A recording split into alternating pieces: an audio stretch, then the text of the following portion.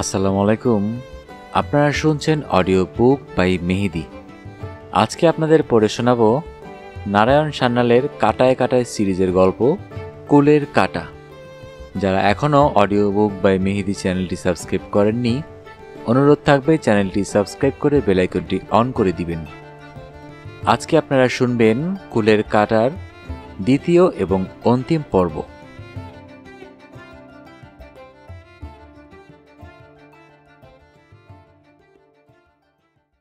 বৃদ্ধ অন্ধ অসহায় দৃষ্টি মেলে বারান্দা থেকে শুধু বললেন, কি হলো ডেভিল, লক্ষ্মী, অবিনাশ? কেউ সাড়া দিল না। বৃদ্ধ অনুমানে বুঝলেন পরবর্তী ঘটনার অনুক্রম। লক্ষ্মী ছুটে নেমে গেল সিঁড়ি দিয়ে, তার মানে মেয়েটি বাগানে নেমে গেল। তারপরেই ভেসে এলো ডেভিলের গর্জন, অবিনাশের লিস লিস আর লক্ষ্মীর আর্তচিৎকার। বুঝতে অসুবিধা হয়নি গোকুলের। অবিনাশ এ সুযোগ ছাড়েনি। বাড়িতে আর কোনো প্রত্যক্ষদর্শী সাক্ষী নেই। লক্ষ্মীর মৃত্যু কেমন করে হলো তার কোনো প্রমাণ থাকবে না। বৃদ্ধ মেঝের ওপর বসে পড়েছিলেন ওই বারান্দাতেই। চমক ভাঙল একটি লোমশ স্পর্শে। ডেভিল ওর পায়ের ওপর মুখ ঘষছে। প্রথমে দুরন্ত ক্রোধে ওকে মারতে উঠেছিলেন, তারপর হাতটা নামিয়ে ওকে ঠেলে দেন। আপন মনেই বলে ওঠেন, তোর কি দোষ? তোকে আমরা যা শিখিয়েছি তাই তো শিখবি তুই। তারপর ডেভিলের গলা জড়িয়ে হু হু করে কেঁদে ফেলেছিলেন অন্ধবৃদ্ধ। এ তুই কি করলি ডেভিল? হঠাৎ আবার বিদ্যুৎ স্পৃষ্টের মতো উঠে বসেন। একটি নারী কণ্ঠের রুদ্ধ ক্রন্দনের ক্ষীণ রেশ কানে গেছে তার। অন্ধ দৃষ্টি মেলে বৃদ্ধ বলেন, কে কে ওখানে কাঁদছে? আবার পায়ের ওপর একটা লোমশ স্পর্শ। হাত বুলিয়ে বোঝেন মাথার চুল। লক্ষ্মী? হাত বুলিয়ে বোঝেন মাথার চুল। লক্ষ্মী, তুই তুই বেঁচে আছিস? ডেভিল তোকে? বৃদ্ধের পায়ের ওপর মাথা রেখে কান্নায় ভেঙে পড়ে হতভাগিনী। বলে, না দাদু, না, ডেভিল তো মানুষ নয়, ও যে কুকুর। এরপর লক্ষ্মী আর শোনাতে পারেনি বাসু সাহেবকে। কান্নায় ভেঙে পড়েছিল সে। মোট কথা, সেই নিভৃত সন্ধ্যায় লক্ষ্মী নাকি তার সব দুঃখের কথা তার দাদুকে শোনায়, বাবার মৃত্যু থেকে শুরু করে অবিনাশ চন্দ্রের বিতরণ পূর্ব পর্যন্ত। কেন সে এতদিন সব কথা স্বীকার করতে পারেনি সেই গ্লানিকর অধ্যায়টাও অকপটে নিবেদন করে। বাসু বলেন, উপায় নেই মিনতি, সেই গ্লানিকর ইতিহাসটাও আরেকবার আমাকে বলতে হবে। তুমি ফার্স্ট ডিগ্রি মার্ডার চার্জের আসামি, উকিল হিসেবে সব কথা আমার জানা দরকার। মমতা দেবী উঠে দাঁড়ান। বাধা দিল মিনতি, বললে, যাবেন না মাসিমা, কথাগুলো আপনাদেরও শোনা দরকার। দাদুকে আমি খুন করিনি, কিন্তু আমি নিষ্পাপ নই। মমতা জড়িয়ে ধরেন ভাবি পুত্র বধূকে, বলেন, না রে পাগলি, পাপ তুই করিসনি, করতে পারিস না। তবে তুই কি বলতে চাস তা আমি বুঝেছি। আমার সিদ্ধান্ত তাতে এক চুল বদলাবে না। তবে আমি তো মা, বসে বসে ও কথা আমি শুনতে পারবো না। রঞ্জু থাক, তার সব কথা জানা দরকার। সে পুরুষ মানুষ, তাকে সহ্য করতে হবে। ঝড়ের বেগে ঘর ছেড়ে চলে গেলেন মমতা দেবী। রঞ্জনও উঠে দাঁড়িয়েছিল। মিনতি যেন ধমক দিল তাকে, তুমি বসো রঞ্জুদা, শুনলে না মা কি বলে গেছেন? রঞ্জন আবার বসে পড়ে তার আসনে। লক্ষ্মীকে গ্রেপ্তার করা হলো না আদৌ। বস্তুত পুলিশ মামলা সাজালই না, কারণ অটোপসি সার্জন স্থির সিদ্ধান্তে এসেছেন গোকুলচন্দ্রের মৃত্যু সম্পূর্ণ স্বাভাবিক। অত্যন্ত মানসিক উত্তেজনায় মধ্যরাতে হৃদযন্ত্রের ক্রিয়া বার্ধক্যজনিত কারণে বন্ধ হয়েছিল তার। বিষ প্রয়োগে হত্যার কেস এটা আদৌ নয়। ফৌজদারি মামলার পালা চুকল। সম্পত্তি নিয়ে দেওয়ানি মামলাও হল না।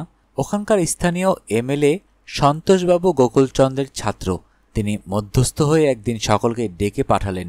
এলেন সবাই, আরাধনা, গিরিনবাবু, রঞ্জন, দুর্গামণি। সলিসিটর বিজন দত্তকে নিয়ে অবিনাশ এবং লক্ষ্মীর তরফে উপস্থিত হলেন স্বয়ং পি.কে. বাসু। সন্তোষবাবু বললেন, মাস্টার মশাইয়ের সম্পত্তি নিয়ে একটা বিশ্রী মামলা হয়, এটা আমরা কেউই চাই না। মাস্টার মশাই কোনো উইলও করে যাননি, ফলে ইনহেরিটেন্স অ্যাক্ট অনুযায়ী সে সম্পত্তি কে পাবে তা নির্ধারণ করতে মামলা মোকদ্দমা নিষ্প্রয়োজন। প্রশ্ন তো একটাই, লক্ষ্মী দেবী প্রকৃতপক্ষে মিনতি রায়চৌধুরী কিনা সেটা কোনো আরবিট্রেটরের মাধ্যমে আপনারা চূড়ান্তভাবে নির্ধারণ করুন। লক্ষ্মী দেবী যদি মিনতি হয় তাহলে অবিনাশবাবুর দাবি টেকে না, না হলে অবিনাশবাবুই নিকটতম আত্মীয়। অবিনাশ বললেন, ব্যাপারটা ঠিক বুঝলাম না। আরবিট্রেটরের রায় যদি আমাদের পছন্দ না হয় তাহলে আমরা আপিল করতে পারবো? না, পারবেন না। ইন্ডিয়ান আরবিট্রেশন অ্যাক্ট অনুযায়ী ওই মধ্যস্থের রায়ের ওপর কোনো আপিল করা চলে না, যদি না প্রমাণ করা যায় তিনি পক্ষপাতদুষ্ট হয়েছেন বা উৎকোচ গ্রহণ করেছেন। অবিনাশ ইতস্তত করতে থাকেন। সন্তোষবাবু বলেন, কিন্তু আরবিট্রেটর তো আপনার সম্মতি সাপেক্ষে নির্ধারিত হবে, তিনি তো আপনার বিশ্বাসভাজন লোক। অবিনাশ বলেন, আপনি নিজে সালিশি করলে আমার আপত্তি নেই। বাসু বলেন, আমার মক্কেল এ প্রস্তাবে স্বীকৃত। সন্তোষবাবু বলে, আগে না, আমার নিজেরই আপত্তি আছে। প্রথম কথা, আমি বর্তমানে অত্যন্ত ব্যস্ত, অ্যাসেম্বলি খোলা। দ্বিতীয়ত, আমি আইনজ্ঞ নই, উত্তরাধিকার আইন সম্বন্ধে ভালো জানি না। আমি বরং একজন দ্বিতীয় ব্যক্তির নাম প্রস্তাব করছি, দেখুন আপনারা রাজি কিনা। আমি কলকাতা বারের প্রবীণতম ব্যারিস্টার A.K. রের কথা বলছি।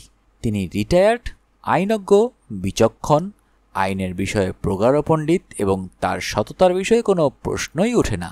অবিনাশ নিম্নস্বরে তার উকিলের সঙ্গে পরামর্শ করে বললে, আমরা রাজি।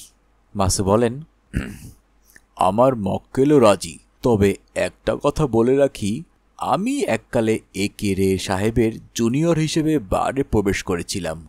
বিজন দত্ত বাধা দিয়ে বলেন, মিস্টার বাসু, রে সাহেবকে চেনে না এমন আইনজীবী কলকাতায় নেই। জুনিয়র কেন, আপনি তার একমাত্র পুত্র হলেও আমরা রাজি হতাম। তিনি পক্ষপাত দোষের ঊর্ধ্বে থাকতেন তা সত্ত্বেও। তবে তিনি কি রাজি হবেন? সন্তোষবাবু বলেন, হবেন। গোকুলবাবুর সঙ্গে অতি নিকট সম্পর্ক ছিল তার। বাসু বলেন, তাই নাকি? নিকট সম্পর্ক? তা তো জানতাম না। হ্যাঁ, রক্তের সম্পর্ক নয়, পাণ্ডিত্যের সম্পর্ক। মাসখানেক পরের কথা। প্রবীণ এবং অবসরপ্রাপ্ত ব্যারিস্টার A.K. রের বৈঠকখানায় বসেছে মামলার প্রথম অধিবেশন।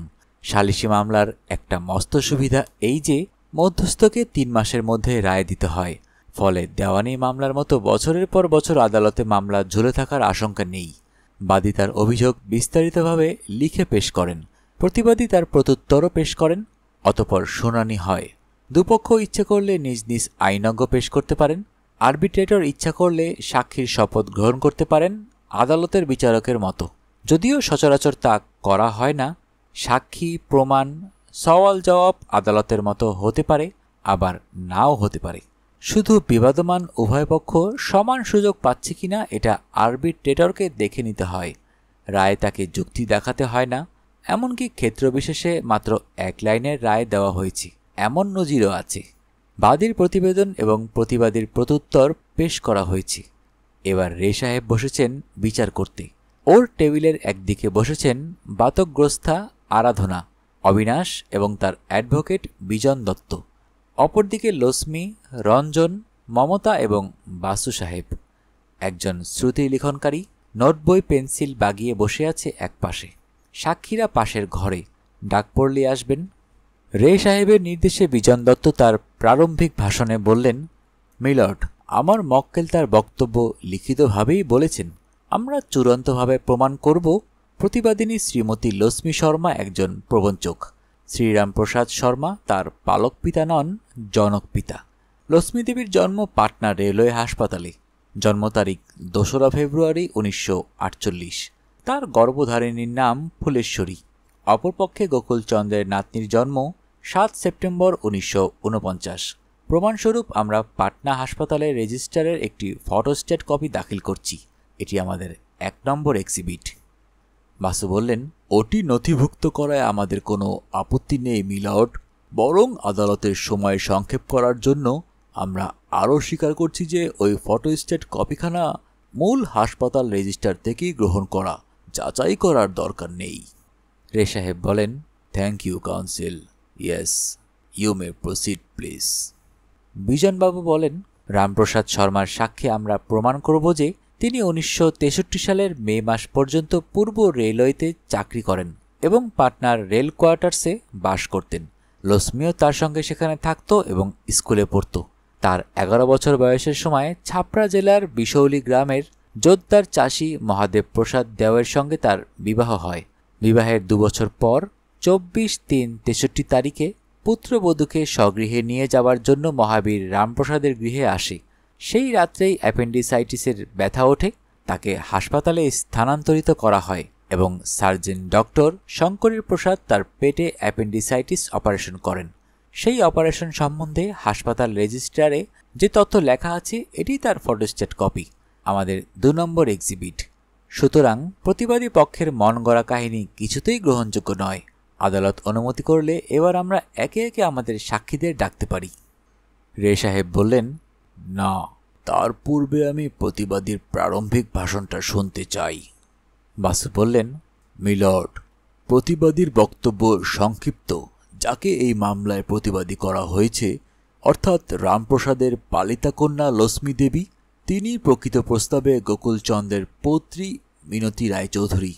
কেন আমার মক্কেল এই সত্যটা এতদিন গোপন করে রেখেছিলেন সে কথা তিনি আমাকে জানিয়েছেন, কিন্তু প্রকাশ্য আদালতে সেটি তিনি জানাতে অনিচ্ছুক। এইটুকুই এ মামলায় জটিলতা। সে কথা যদি প্রকাশ করে বলবার অধিকার আমার থাকত, তাহলে এ মামলার মীমাংসা 5 মিনিটের মধ্যে হয়ে যেত। বিজন হঠাৎ বলে বসেন, অর্থাৎ সহযোগীর প্রকৃত সত্য গোপন করে মামলা জিততে চাইছেন? বাসু বলেন, না, ডাকাতে ধরে নিয়ে যাওয়া একটি অসহায়া নারী যদি তার সমস্ত অভিজ্ঞতা প্রকাশ্য আদালতে পেশ করতে না চায়, তবে তাকে সত্য গোপনের অভিযোগে অভিযুক্ত করা যায় না।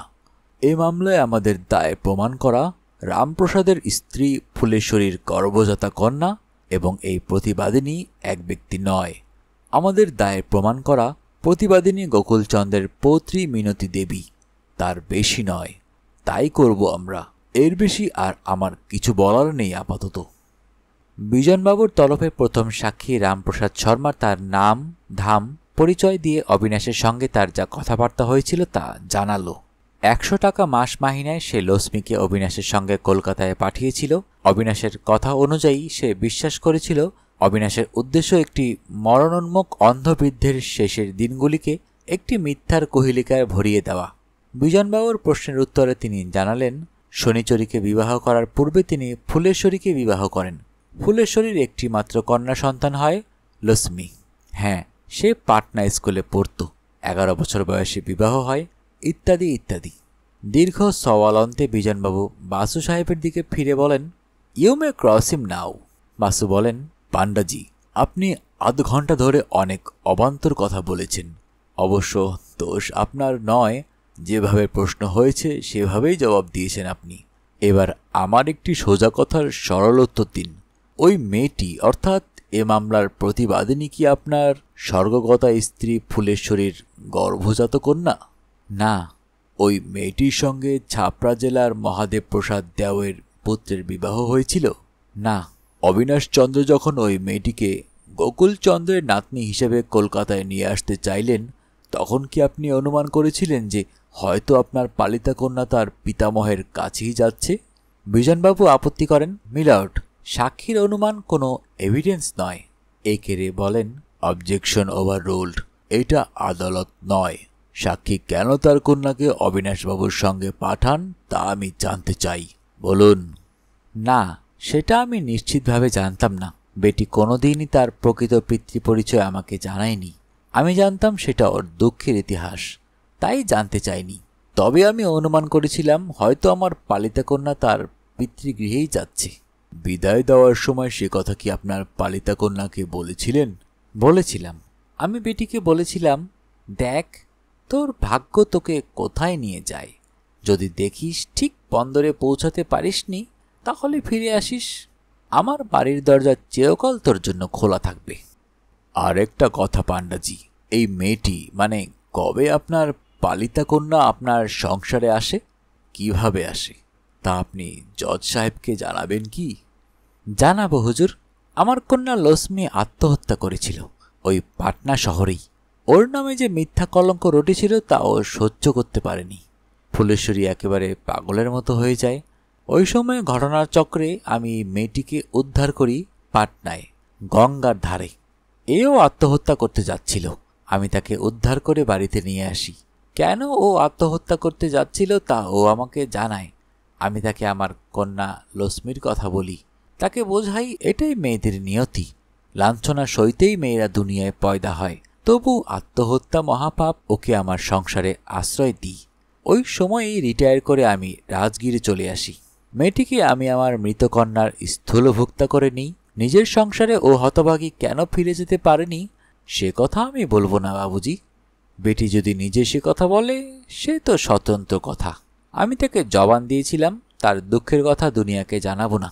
আমি আমার সত্য রক্ষা করেছি, ফুলেশ্বরীও করেছিল। আমার বর্তমান স্ত্রী শনিচরী পর্যন্ত জানে না ও তার সতীনের গর্ভজাত নয়। এর বেশি আমি কিছু বলবো না বাবুজি। That's all milord. পান্ডাজি তার পালিতা কন্যার দিকে তাকিয়ে দেখেন তার দুই চোখে জল। বিজন বিচারকের অনুমতি নিয়ে পান্ডাজিকে পুনরায় জেরা শুরু করেন। তাহলে আপনি অবিনাশবাবুকে কেন জানালেন না এই মেয়েটি আপনার কন্যা নয়? এই প্রশ্নের জবাব আমি দেব না বাবুজি। বিজন উত্তেজিত হয়ে বলেন, মিলর্ড, সাক্ষী হোস্টাইল, আপনি তাকে বাধ্য করুন। একেরে বলেন, সাক্ষী প্রতিবাদী পক্ষের নয়, আপনার। উনি যদি আপনার সঙ্গে সহযোগিতা না করেন আমি নাচার। কিন্তু উনি যে ইতিমধ্যে ও পক্ষের কাছে ঘুষ খেয়ে মিথ্যা সাক্ষ্য দিচ্ছে না তার প্রমাণ কি? দিচ্ছেন সেটা আপনি প্রমাণ করুন। আপনার প্রশ্নের জবাবে ওকে এমন কথা বলতে হবে যা গোপন রাখার জন্য তার এভিডেন্স মোতাবেক তিনি তার অ্যারেস্ট পালিত কন্যার কাছে প্রতিশ্রুত। আমি তাকে বাধ্য করতে পারি না। আই রিপিট, সাক্ষী বাদী পক্ষের। বিজন হতাশ হয়ে বলেন, দ্যাটস অল মিলর্ড। দ্বিতীয় সাক্ষী অবিনাশ চন্দ্র। বিজনবাবুর প্রশ্নে তিনি তার উকিলের প্রারম্ভিক ভাষণের সব কথাই স্বীকার করে নিলেন। বাসু জেরায় তাকে প্রশ্ন করেন, রাজগীর থেকে সোজা কলকাতায় না আসে আপনি হঠাৎ কাশী গিয়েছিলেন কেন? তীর্থ দর্শনে, বেড়াতে। কিন্তু কাশীতে পৌঁছে ধুলোপায় আপনি দুর্গাবাড়ি অঞ্চলের সেই বাড়িটিতে প্রথম গিয়েছিলেন যেখানে গোকুলচন্দ্রের পুত্র খুন হন, তাই নয়? অবিনাশ চুপ করে থাকেন, কি যেন ভাবছেন তিনি। বাসু বলেন, যদি স্মরণ না হয় তবে তাই বলুন। আমি বরং পরবর্তী সিটিংয়ে কাশীর লেকচারার অশোক মেহতাকে সাক্ষ্য দিতে ডাকি। তৎক্ষণাৎ মনে পড়ে গেল অবিনাশের। স্বীকার করলেন তিনি, এবার হুজুরকে বুঝিয়ে বলুন আপনি যখন নিজে নিঃসন্দেহ ছিলেন যে লক্ষ্মী আসলে মিনতি নয়, তখন সর্বপ্রথমে বিশ্বনাথের মন্দিরে বা গঙ্গা স্নানে না গিয়ে তাকে ওই বাড়ি দেখাতে নিয়ে গেলেন কেন? আবার চিন্তাগ্রস্ত হয়ে পড়েন অবিনাশ। ভেবে নিয়ে বলেন, আমি জানি না।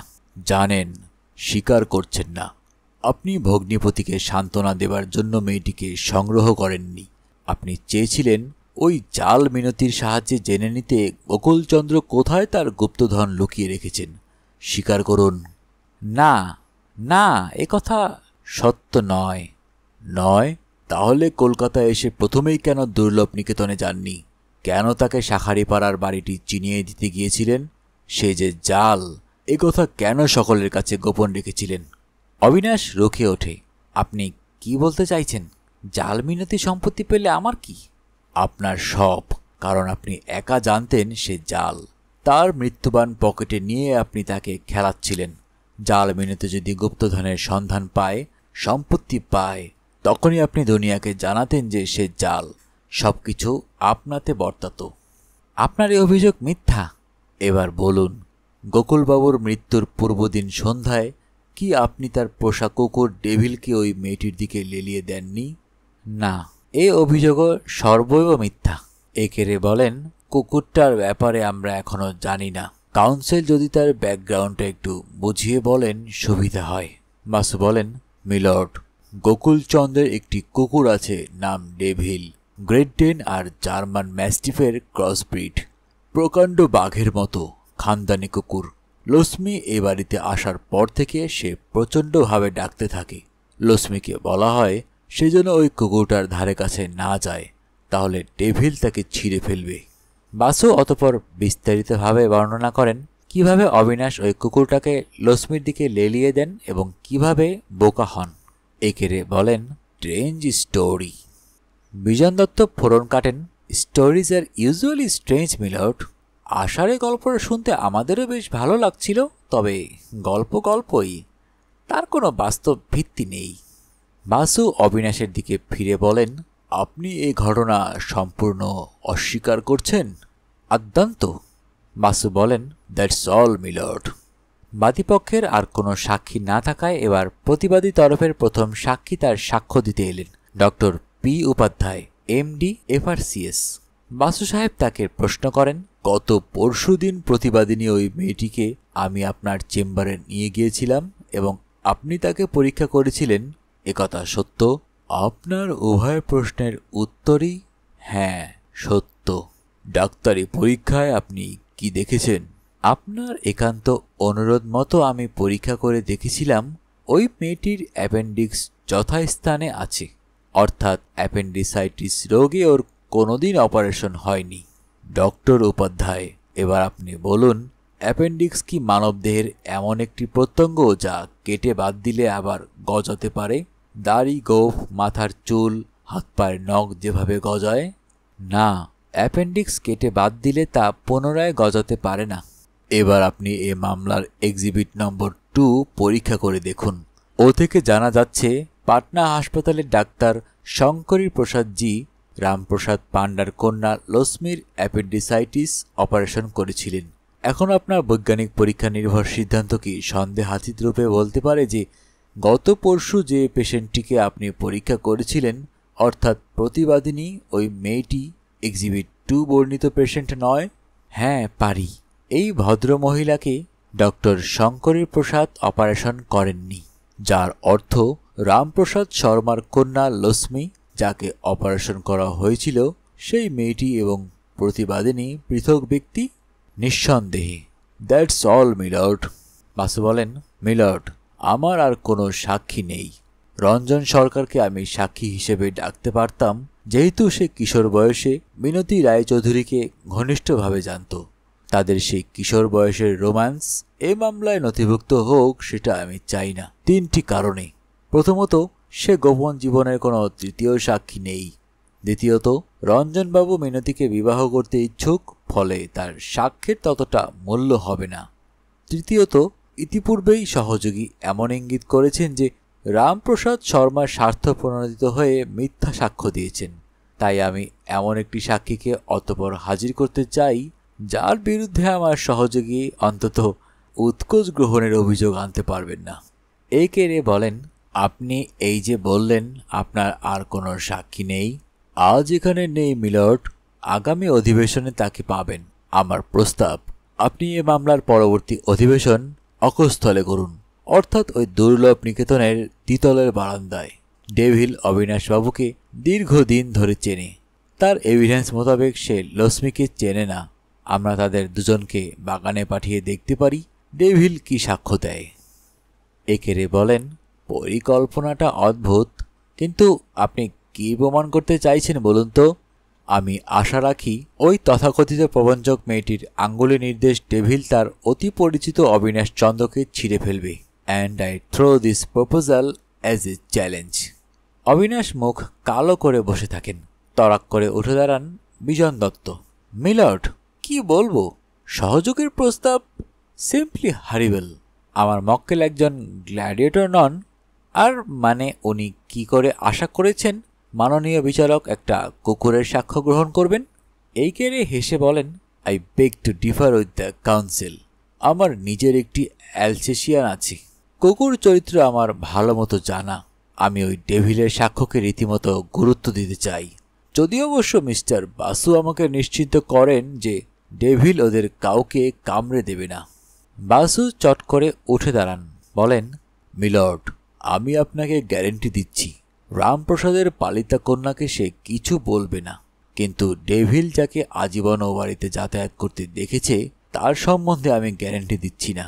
বরং আমার আশঙ্কা, আশঙ্কার কথা থাক। একেরে অবিনাশের দিকে ফিরে বলেন, এই বিষয়ে আপনি কি বলেন? অবিনাশ জবাব দিলেন। তার হয়ে তীব্র প্রতিবাদ জানালেন বিজন দত্ত। মিলর্ড, ইন্ডিয়ান আরবিট্রেশন অ্যাক্টে কুকুরের সাক্ষ্য নেওয়ার কোনো নজির নেই। এই কেড়ে হেসে ফেলেন, thank you all, ladies and gentleman. আরও মাসখানেক পরের কথা।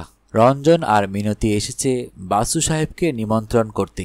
7 দিন পরে রেজিস্ট্রি মতে ওদের বিবাহ। বাসু বলেন, মামলা তো জিতলে, সম্পত্তির দখলও পেলে, কিন্তু ভারে ভবানী কতটা ছিল? রঞ্জন বলে, সে আর এক রহস্য। সমস্ত বাড়িটা আমরা তন্ন তন্ন করে খুঁজে দেখেছি, গুপ্তধন উদ্ধার করতে পারিনি। এই সঙ্গে একটা গল্প বলি।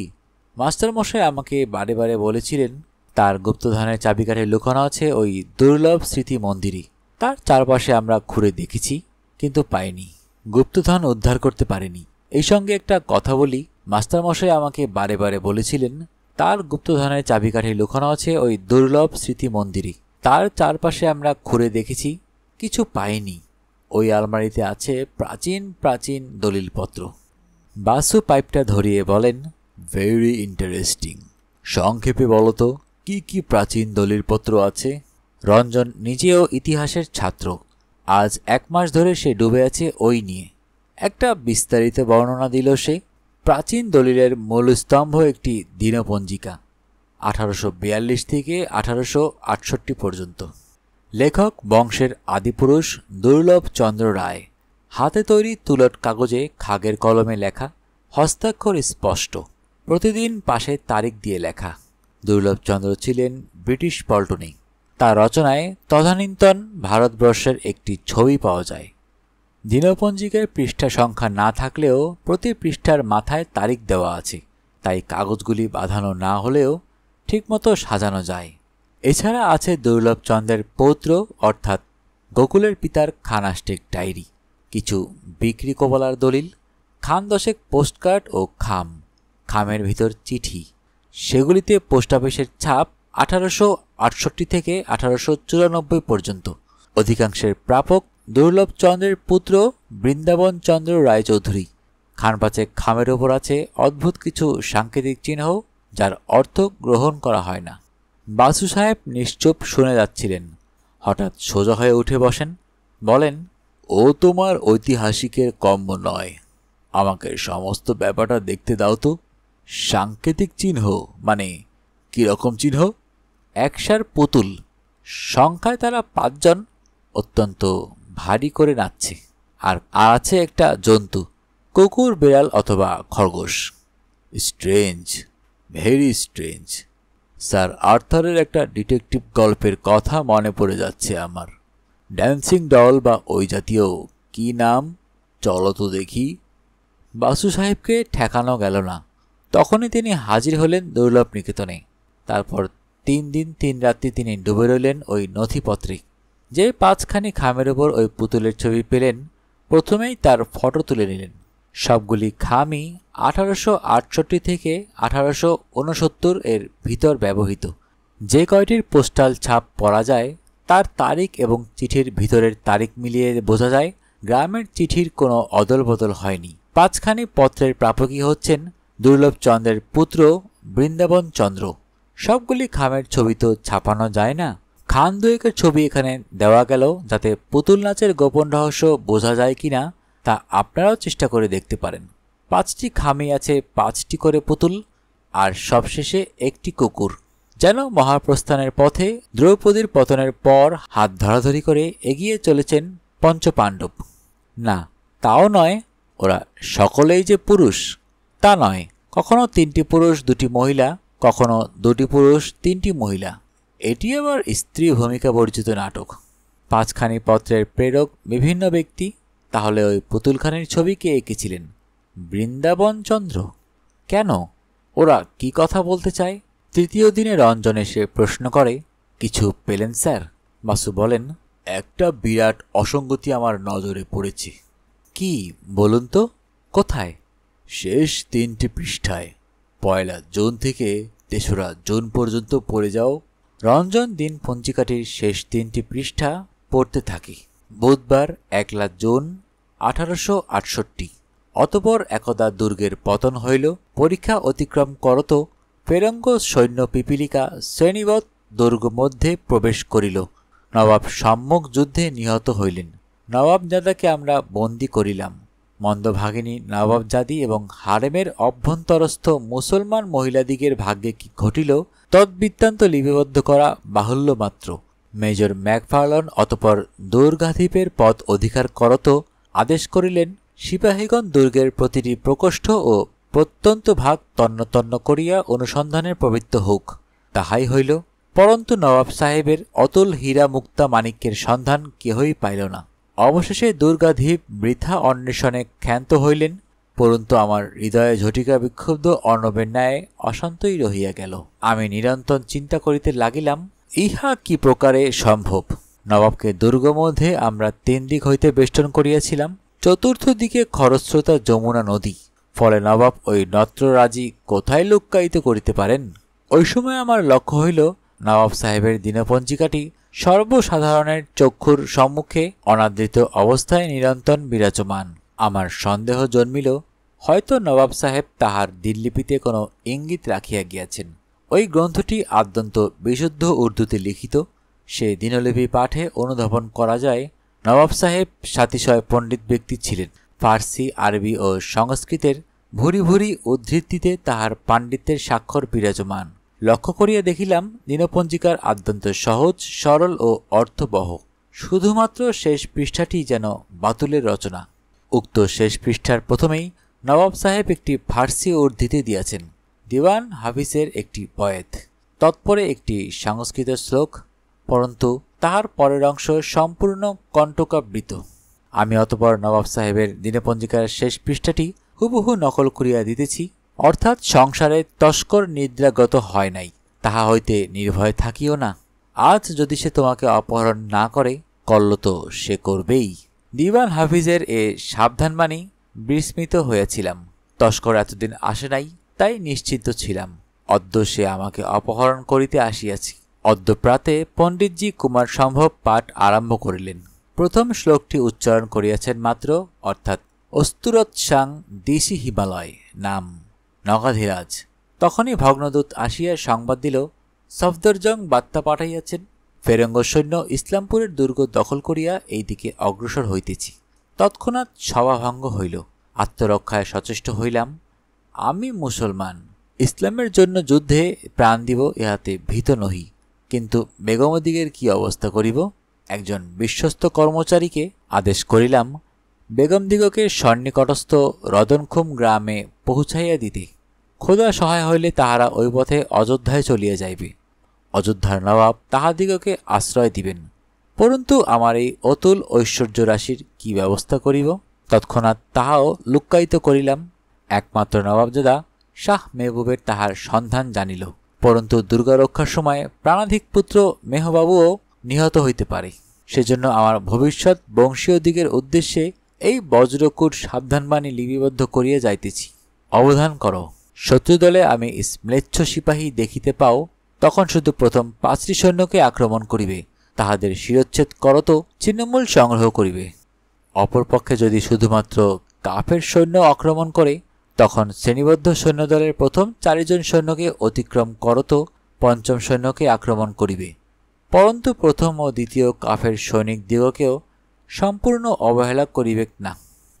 এই আমার নির্দেশ। খোদা হাফেজ।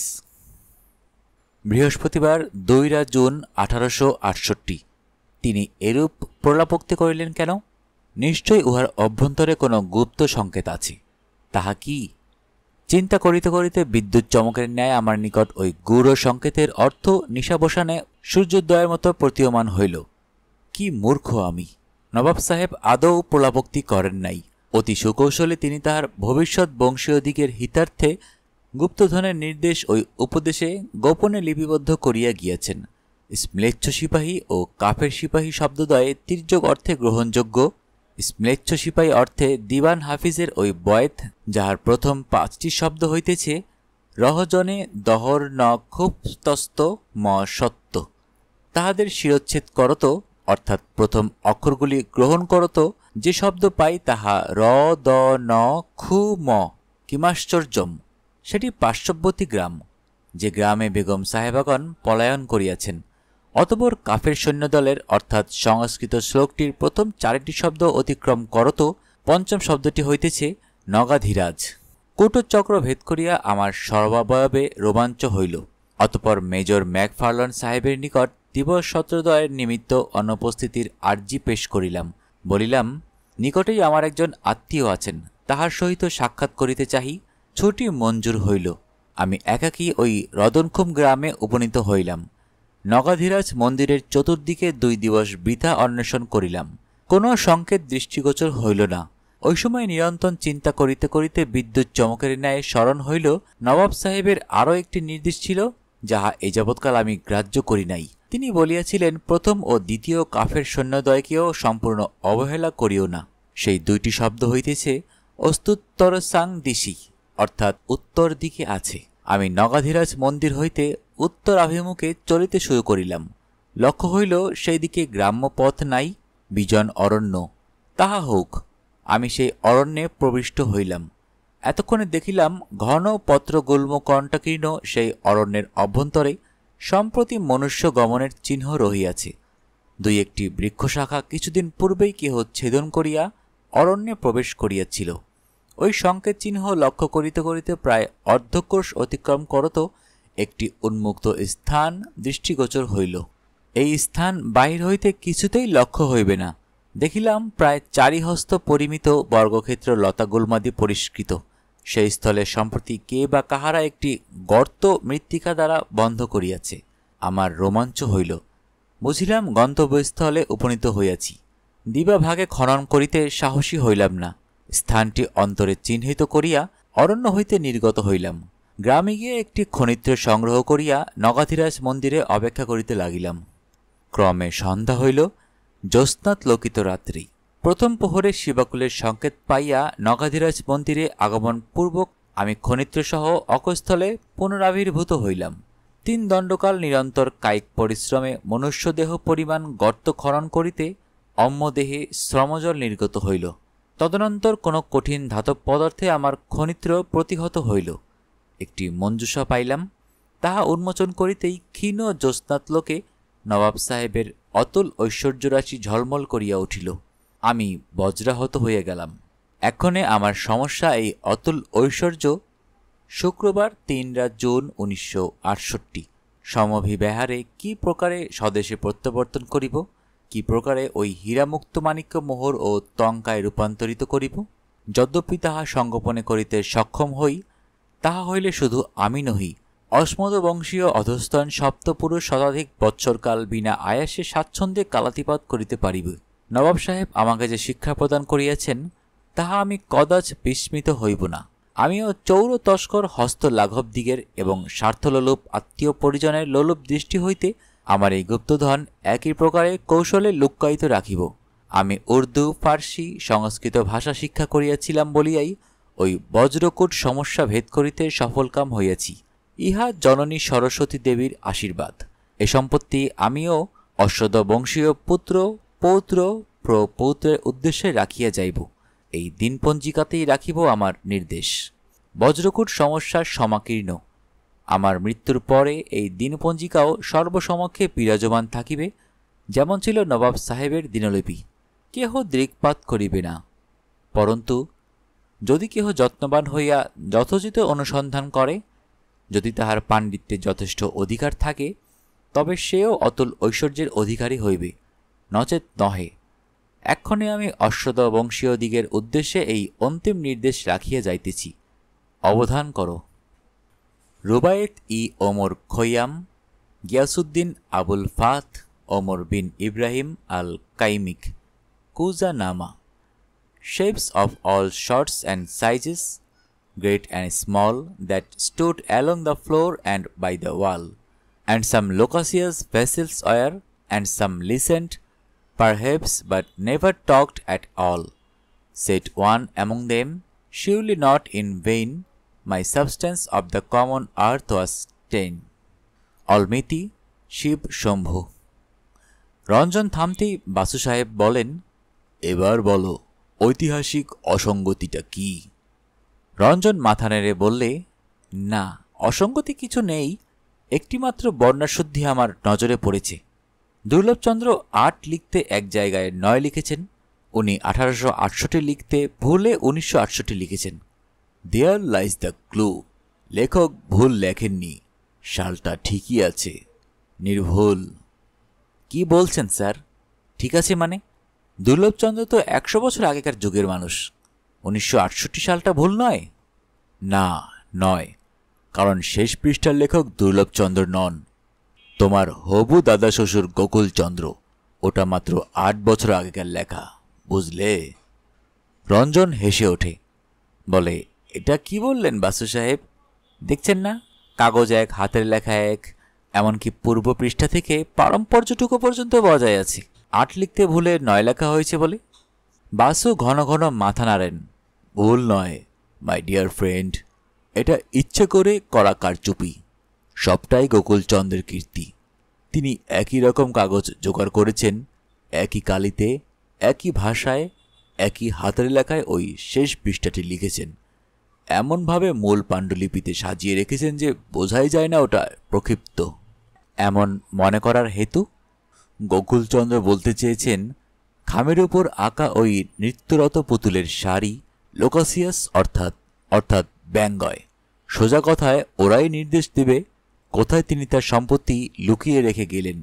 গোকুল বলছেন, সৃষ্টিকর্তা কুম্ভকার ওই পুতুলগুলি নিরর্থক সৃষ্টি করেননি, শিউলি নট ইন ভেইন। রঞ্জন বাধা দিয়ে বলে, আমি সে কথা বলছি না, আমি জানতে চাইছি আপনি কি কারণে অনুমান করছেন। অনুমান নয় রঞ্জন, এ আমার স্থির সিদ্ধান্ত। একাধিক কারণে ধরা পড়ে গেছেন গোকুলচন্দ্র। না, ভুল বললাম, তিনি স্বেচ্ছায় ধরা দিয়েছেন, কারণ তার সেটাই ছিল উদ্দেশ্য। তার ভাষায়, যাহার পাণ্ডিত্যে প্রকৃত গভীরতা আছে সে যেন বুঝিতে পারে। নাও লুক হিয়ার। প্রথম 2টি পৃষ্ঠার সঙ্গে শেষ পৃষ্ঠার একটা প্রকাণ্ড পার্থক্য আছে, বানানে। প্রথম 2টি পৃষ্ঠায় বানান আছে সর্বসাধারণ, কর্মচারী, নির্দেশ, তির্যক, ঐশ্বর্য, প্রত্যাবর্তন ইত্যাদি। অথচ শেষ পৃষ্ঠায় বানান আছে আশীর্বাদ, নির্দেশ, ঐশ্বর্য, সর্বসমক্ষে। অর্থাৎ শেষ পৃষ্ঠার লেখক রেফের পর দ্বিত্ব বর্জন করেছেন। এটা বর্তমান শতাব্দীতে কলকাতা বিশ্ববিদ্যালয় প্রবর্তিত আইন অনুসারে। এখন আমাকে বুঝিয়ে দাও দেখি, 1868 সালের লেখক ওই বানানের শেষ পৃষ্ঠাটা কেমন করে লিখেছেন? তিনি কেমন করে জানলেন পরের শতাব্দীতে বিশ্ববিদ্যালয় রেফের পর দ্বিত্ব বর্জন করবেন? এতবার বানান ভুল করার মানুষ তো তিনি নন। রঞ্জন বলে, আশ্চর্য, এটা তো খেয়াল হয়নি। এ থেকে প্রমাণ হয় আপনি যথার্থ পণ্ডিত, আমি পণ্ডিত অমান্য। না রঞ্জন, আমি অপরাধ বিজ্ঞান নিয়ে আছি, তাই ওসব বিষয়ে আমার নজরটা তীক্ষ্ণ। দ্বিতীয়ত দেখো, যে উদ্ধৃতিটা দেওয়া হয়েছে সেটা ওমর খৈয়ামের ফিটজেরাল্ড কৃত অনুবাদ। ওটা 1868 সালে লেখা অসম্ভব। কেন অসম্ভব? এডওয়ার্ড ফিটজেরাল্ডের কবিতাগুচ্ছ প্রথম প্রকাশিত হয়েছিল 1860 সালে। ঠিক কথা, কিন্তু প্রথম কয়েক বছর দুনিয়া তার খবর জানত না। পর বৎসর কবি রসেটি এবং কবি সুইনবার্ন ওই কবিতাগুচ্ছ পড়ে উচ্ছ্বসিত হয়ে ওঠেন, তবু তার যথেষ্ট প্রচার হয়নি। গ্রন্থটির দ্বিতীয় সংস্করণ হয়েছিল 8 বছর পরে, তখন দুনিয়া সে খবর পায়। মানলাম, কিন্তু এমনও তো হতে পারে যে প্রথম সংস্করণের পরে একটি কপি কোনো ইংরেজের মাধ্যমে ভারতবর্ষে এসেছিল 1868 সালের আগেই। হয়তো দুর্লভচন্দ্র তখনই সে কাব্যগ্রন্থ পড়েছিলেন। তিনি ছিলেন প্রগাঢ় পণ্ডিত। আরবি, ফার্সি, উর্দু, সংস্কৃত, ইংরেজি, বাংলা 6টি ভাষায় অধিকার ছিল তার। বাসু সাহেব বলেন, মাই ডিয়ার ঐতিহাসিক, ও রাজ্যটা আমার ইখতিয়ারে। আমি ইংরেজি সাহিত্যের ছাত্র।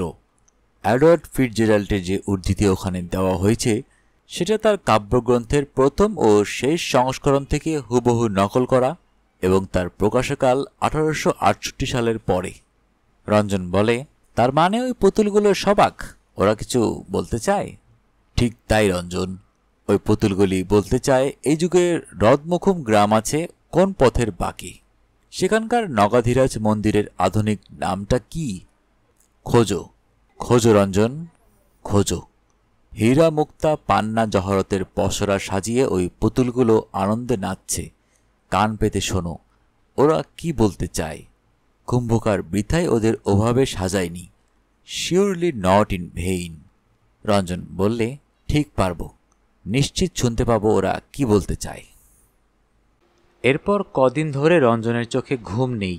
সবসময়ই তার চোখের সামনে একসার বিলাতি পুতুল নাচছে, তারা মোটা সরু বেটে ঢ্যাঙা, কেউ ছড়ি হাতে বেড়াতে যাচ্ছে, কেউ বা তরোয়াল হাতে লড়াই করতে চলেছে। সংখ্যায় ওরা 5 জন, কখনো 4টি ছেলে 1টি মেয়ে, কখনো 3টি ছেলে 2টি মেয়ে। ওরা 5 জনে কি এমন কথা বলতে পারে? ধরা যাক ওরা 5টি সংখ্যা বলছে, 1, 7, 3, 5, 8, কিংবা 5টা অক্ষর প, ক, স, ন, ধ। তা থেকে কেমন করে বোঝা যাবে গোকুলচন্দ্র কোথায় তার গুপ্তধন রেখে গেছেন? কিভাবে রেখেছেন? মোহরের থলি, 1 কৌটা হীরা মুক্তা, একতারা কোম্পানির কাগজ, কোথায় সেটা পুঁতে রেখেছেন? স্মৃতি মন্দিরের উত্তরে না দক্ষিণে, 10 হাত দূরে না 50 হাত দূরে, কত গভীরে? অসম্ভব। কিন্তু না, নবাব সাহেব তো মাত্র 3টি শব্দে ব্যঙ্গয় হতে পেরেছিলেন, দিয়েছিলেন পূর্ণ নির্দেশ। 3টি মাত্র শব্দে, রদনখুম, নগাধিরাজ আর উত্তরসাং দিশি। গোকুল 3-এর পরিবর্তে 5টি শব্দ ব্যবহার করেছেন, তাহলে কেন পারবেন না?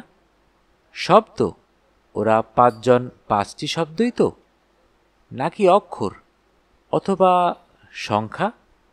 সব গুলিয়ে যায় এবার। পুতুলগুলোর একটা সাদৃশ্য ওর নজরে পড়েছে অবশ্য। শেষ 2 জন অর্থাৎ চতুর্থ ও পঞ্চম পুতুল দুটি পরস্পরের দিকে হাত বাড়িয়ে যেন করমর্দন করতে চাইছে, কিন্তু ওদের হাতে হাত ঠেকেনি। তার মানে কি? আরও সাদৃশ্য আছে। দ্বিতীয় পুতুলটি প্রায় প্রতিটি ক্ষেত্রেই মহিলা এবং প্রথমটি পুরুষ, আর মনে হচ্ছে দ্বিতীয় পুতুল প্রথমটির কাঁধে খোঁচা মেরে কিছু একটা বলতে চায়। কি বলতে চায় সে? রঞ্জন প্রায় পাগল হতে বসেছে। আরও 3 দিন পরের কথা। বাসু সাহেবের গাড়িটা এসে দাঁড়ালো দুর্লভ নিকেতনের সামনে। গাড়ি থেকে নেমে বাসু সাহেব হাঁক পারলেন, ওহে বাবা শিবনাথ, গাড়িতে একটা ফ্লুরির কেক আর ফুলের তোড়া আছে, নামিয়ে নিয়ে এসো তো হে। মিনতি ছুটতে ছুটতে নেমে আসে দ্বিতল থেকে। পিছন পিছন নেমে আসে ডেভিল। মিনতি বলে, হায় ভগবান, আপনি এখানে? আর আপনার সাগরেদ গেছে আপনার বাড়িতে? কে? রঞ্জন? কেন? আমি তো রোজই সকালে এখানে আসি। ইতিমধ্যে যে একটা দারুণ ব্যাপার হয়েছে, ও সমস্যাটার সমাধান করে ফেলেছে। ও নাকি বুঝতে পেরেছে পুতুল নাচের ভাষা। থমকে দাঁড়িয়ে পড়েন বাসু। বলেন, সে কি? কখন? এই তো আধ ঘন্টা আগে। স্মৃতি মন্দির থেকে ছুটতে ছুটতে এলো, ইউরেকা ইউরেকা বলে চিল্লাতে চিল্লাতে। তারপরেই পাঞ্জাবিটা গায়ে চড়িয়ে ছুটে বেরিয়ে গেল আপনাদের বাড়ির দিকে, একটা ট্যাক্সি নিয়ে। সে কি বুঝতে পেরেছে তা বলেনি? আমাকে পাত্তাই দিল না, শুধু বললে ইউরেকা ইউরেকা। ছেলেটা ভোগাবে দেখছি, তাকে যে এখনই দরকার। ভয় নেই, এখনই আসবে সে। ও ট্যাক্সি নিয়ে বেরিয়ে যাওয়ার পর দেখি সে মানিব্যাগ নিয়ে যায়নি। অগত্যা ওই ট্যাক্সিতে তাকে বাড়ি ফিরতে হবে ভাড়া মেটাতে। অহেতুক অনেকগুলো টাকা অর্থদণ্ড হবে তার। বাসু বিচিত্র হেসে বলেন, অনেকগুলো টাকা? তুমি জানো তোমরা আজ কত টাকার মালিক? না, কেন? আপনিও কি ইউরেকা শোনাবেন নাকি? তাই শোনাবো মিনতি, তাই শোনাবো মিনতি। তোমাদের হীরামুক্তার কিছু সন্ধান পেয়েছি। ইতিমধ্যে বাজারে তা যাচাইও করেছি। যে কয়টি সন্ধান পেয়েছি তার বর্তমান বাজার দর 1,17,000 টাকা। মিনতি চেয়ার ছেড়ে উঠে দাঁড়ায়। কি বলছেন? কিসের দাম? কি পেয়েছেন? বাসু সাহেব জবাবে কিছু বলার আগেই গেটে একটি ট্যাক্সি এসে দাঁড়ায়। রঞ্জন ছুটতে ছুটতে এসে বলে, এই যে আপনি। পেয়েছি স্যার। পুতুলগুলো কি বলতে চায় তা বুঝতে পেরেছি। বাসু বলেন, আশ্চর্য, তুমি তো তাহলে আমাকে হারিয়ে দিলে রঞ্জন। আমি যে রহস্য এখনও ভেদ করতে পারিনি। কি বলছে পুতুলগুলো? মিনতি বলে, সে কি? তাহলে কেমন করে বুঝলেন ওর দাম 1,17,000 টাকা? রঞ্জন জানতে চায়, কিসের দাম? কিসের তা বলছি, আগে তুমি বলো দেখি পুতুলগুলো কি বলছে। পুতুলগুলো বারে বারে একই কথা বলছে। তার কি অর্থ তা আমি জানি না। ওরা বলছে সিলমোহর। সিলমোহর? হতেই পারে না। সিলমোহর? হ্যাঁ, সিলমোহর, স্ট্যাম্প। লাফিয়ে ওঠেন বাসু। কিন্তু তুমি কেমন করে বুঝলে ওরা সবাই বলছে স্ট্যাম্প? রঞ্জন বুঝিয়ে বলে, লক্ষ্য করে দেখুন, ওদের টুপিগুলো বিভিন্ন ধরনের, কারো হাতে ছাতা, কারো তলোয়ার, কারো বা লাঠি। ওরা মোটা সরু, ছেলে মেয়ে, কখনো ডাইনে ফেরা, কখনো বায়ে। ওদের আকার আকৃতি, লিঙ্গ, পায়ের মুদ্রা, কোথাও কোনো সাদৃশ্য নেই, সামঞ্জস্য নেই। কিন্তু একটা জিনিস লক্ষ্য করে দেখুন, প্রতিটি পুতুলের স্থান মাহাত্ম্যে হাতের মুদ্রা অভিন্ন। অর্থাৎ প্রথম খামের 1, 2, 3, 4 এবং 5 নম্বর পুতুলে মুদ্রা দ্বিতীয় খামের ওই পুতুলের হাতের মুদ্রার সঙ্গে হুবহু মিলে যাচ্ছে, তাই নয়? কিন্তু তাতে কি হলো? হলো এই যে ওরা সিমাফোর সিগন্যালিং কোডে 5টি অক্ষর জানাচ্ছে। আমি ছোটবেলায় স্কাউট ছিলাম, তাই সিগন্যালিং শিখেছিলাম। সব স্কাউটকে শিখতে হয়। সিমাফোর আইন অনুসারে ওদের অবশ্য সামনে ফিরে সোজা হয়ে দাঁড়ানোর কথা, কিন্তু তাহলে ওরা সহজে ধরা পড়ে যায়। তাই গোকুলচন্দ্র ওদের ওইভাবে নাচিয়েছেন। বাসু বলেন, শুধু পুতুলদের নয়, আমাদেরও। কিন্তু ওরা 5 জনে কি বলছে? বলছে 5টি অক্ষর STAMP। আমি ভেবেছিলাম তার অর্থ সিলমোহর। আপনি বলছেন না, ডাক টিকিট। কিন্তু কেন ডাক টিকিট কেন? বাসু বলেন, ইয়াং ম্যান, এতদিনে তুমি প্রফেসর গোকুলচন্দ্রের নাতজামাই হওয়ার যোগ্যতা অর্জন করেছ। আর ঘণ্টাকতক চেষ্টা করলেই তুমি চূড়ান্ত সমাধানে পৌঁছাতে। আমি পুতুলের ভাষাটা ধরতে পারিনি, আমি সমাধানে পৌঁছেছি অন্যভাবে। আমার প্রথম সন্দেহ জাগে গোকুলচন্দ্রের নোট বইতে একটি ঠিকানা দেখে, Stanley Gibbons LTD, romance house, 399 strand, London, WC2। খোঁজ নিয়ে জানলাম ওই প্রতিষ্ঠান সুদুর্লভ ডাকটিকিট কেনাবেচা করে। তখনই দুটি জিনিস খেয়াল হলো। 1 নম্বর, ডাকটিকিটের উপর ডাকঘরের ছাপ পড়েনি। এটা কেমন করে সম্ভব? বাবু বৃন্দাবন চন্দ্র ডাকে চিঠি পেলেন, অথচ খামের ওপর ডাকঘরের ছাপ নেই কেন? তোমরা জানো অব্যবহৃত ডাকটিকিটের মূল্য বেশি। তারপরেই খেয়াল হলো ডাকটিকিটে রানী ভিক্টোরিয়ার মাথাটা উল্টো করে ছাপা। তারপর দেখি ডাকটিকিটে 3টি অক্ষর EIC, অর্থাৎ ইস্ট ইন্ডিয়া কোম্পানি। তাজ্জব! চিঠির তারিখ 1868 সালের, অর্থাৎ কোম্পানির আমল শেষ হবার 10 বছর পর। সে সময় নিশ্চয় ডাকঘরে ইস্ট ইন্ডিয়া কোম্পানির ডাকটিকিট বিক্রি হতো না। তখনই খোঁজ নিয়ে দেখলাম ওই গোলাকৃতির টিকিট দুটি সর্বপ্রথম ভারতীয় ডাকটিকিট। ওর বর্তমান বাজার দর 16,000 টাকা। ইংরেজি খামে চৌকো আধখানার টিকিটখানির দাম 8,000 টাকা। আর সবচেয়ে দামি হচ্ছে ওই রানী ভিক্টোরিয়ার উল্টো করে ছাপা 4 আনার টিকিটখানি। ওই একখানা টিকিটের দাম 80,000 টাকা। 80,000 টাকা? কেমন করে জানলেন? ন্যাশনাল লাইব্রেরির 383.22085/G352 নম্বর গ্রন্থের 193 নং পৃষ্ঠায়। ভুলে উল্টোভাবে ছাপা এমন টিকিট মাত্র খানকতক আছে পৃথিবীতে।